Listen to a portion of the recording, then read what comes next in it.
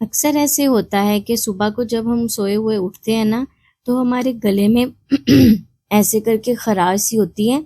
गले में ना बलगम फंसा होता है। उसके लिए बहुत ही ज़बरदस्त ट्रीटमेंट है। बिस्मिल्लाहिर्रहमानिर्रहीम। अस्सलाम वालेकुम व्यूअर्स, कैसे हैं आप सब? उम्मीद करती हूँ सब खैरियत से होंगे। जैसा कि मौसम चेंज हो रहा है, सबको पता है मौसम चेंज होता है ना, तो बहुत सारे मसाइल भी सामना करना पड़ते हैं, जैसे कि खांसी, रेशा, बलगम, नज़ला ज़ुकाम, ऐसी बहुत सारी चीज़ें हैं जिसे हमें सामना करना पड़ता है। आज जो स्पेशल रेमेडी आप लोगों के साथ शेयर कर रही हूँ, गले में फंसे हुए बलगम और रेशे को ख़त्म करने के लिए ज़बरदस्त चीज़ है। बस आपने करना ये है कि आधा चम्मच इसका इस्तेमाल करना है दिन में एक टाइम, किसी भी टाइम आप खा लें। हफ्ते में 3 बार इसका इस्तेमाल करेंगे ना, तो सारा सीज़न आपके गले में कभी भी रेशा या बलगम नहीं होगा। मैं आपको बताती हूँ आज की स्पेशल रेमेडी को बनाना कैसे है। चलते हैं किचन में। सबसे पहले मैंने लिए हैं 1 चम्मच सफ़ेद तिल। तिल को मैंने तवे पे डाल दिया है और 1 चम्मच इसमें डाल देंगे दूध का। हल्की सी आंच पे ना, हल्की सी आंच पर तिलों को पकाना है। दूध के अंदर आपने कच्चा दूध लेना है आपने। जब ये सारा दूध खुश्क हो जाएगा ना तिलों के अंदर, तब आपने आंच बंद कर देनी है और इसे निकाल लेना है।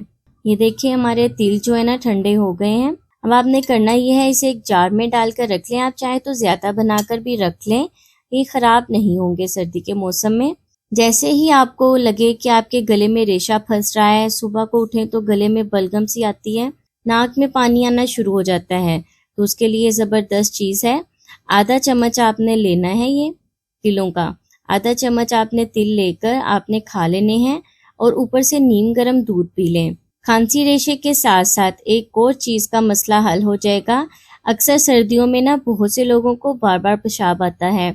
सर्दियों में बार बार पेशाब आने के मसले को भी ये रेमेडी हल करेगी।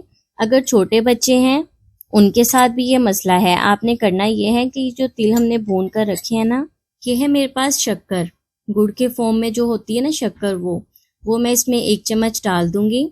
अच्छी तरह से मिक्स कर लेंगे।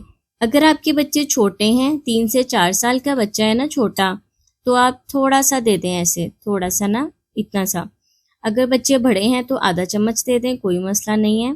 खांसी रेशे के साथ साथ आपके बच्चे जो बिस्तर पर पेशाब करते हैं, या बड़ों को भी मसला होता है बार बार पेशाब आने का, तो वो भी इस रेमेडी को यूज़ कर सकते हैं। इसका कोई भी साइड इफ़ेक्ट नहीं है।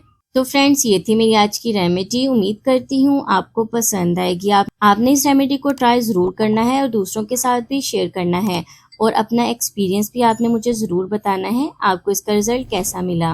मैं हाजिर होंगी मज़ीद रेमेडीज़ के साथ। तब तक के लिए मुझे इजाज़त दें और दुआ में याद रखें। अल्लाह हाफिज़।